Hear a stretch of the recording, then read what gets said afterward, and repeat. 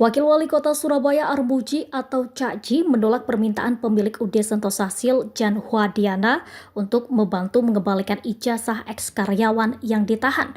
Penolakan Armuji itu diungkapkan saat bertemu kuasa hukum Jan Huadiana yakni Elok Dwi Kaca di Rumah Aspirasi di Jalan Wali Kota Mustajab nomor 78 Surabaya pada Selasa 27 Mei 2025.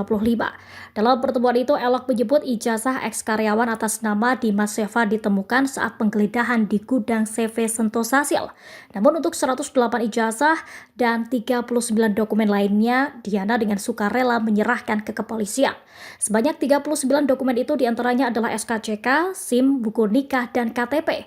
Oleh karena itu, Elok meminta arahan kepada Cak Ji terkait apa langkah selanjutnya yang bisa dilakukan dengan dokumen-dokumen tersebut. Terkait hal ini, Armuji justru menyarankan untuk menyerahkan barang bukti tersebut ke Polda Jawa Timur agar seluruh dokumen bisa dikembalikan ke para korban karena hal tersebut bukan lagi wewenang pemerintah kota Surabaya. Karena menurut Cak Ji, dirinya tidak punya hak dan yang berhak mengembalikan ke karyawan adalah Polda Jawa Timur. Cak Ji juga berharap kasus ini dapat menjadi pelajaran berharga bagi Diana dan perusahaan-perusahaan lain. Dalam pertemuan itu, Elok juga mengungkap motif Jan Huadiana menahan ijazah para karyawannya.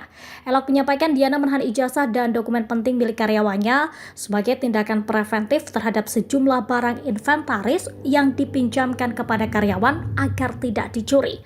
Selain itu, Elok membacakan surat permintaan maaf dan pengakuan bersalah Diana kepada Cak Ji yang ditulis tangan secara langsung. Diana juga berkomitmen untuk mengembalikan ijazah dan dokumen lain dari karyawan maupun eks-karyawan yang sempat ditahan.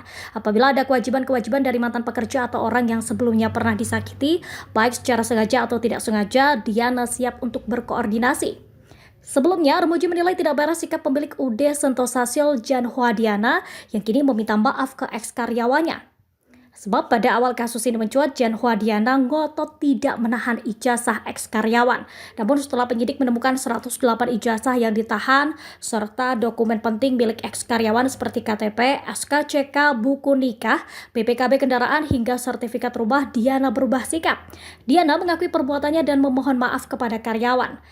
Jan Huadiana menyandang status sebagai tersangka atas kasus dugaan penggelapan ijazah karyawan setelah menjalani penyidikan lanjutan di Polda Jawa Timur sejak Kamis 22 Mei 2025 sore. Diana dijerat pasal 372 KUHP tentang penggelapan dan terancam pidana penjara 4 tahun. Download Tribun X sekarang, menghadirkan lokal menjadi Indonesia.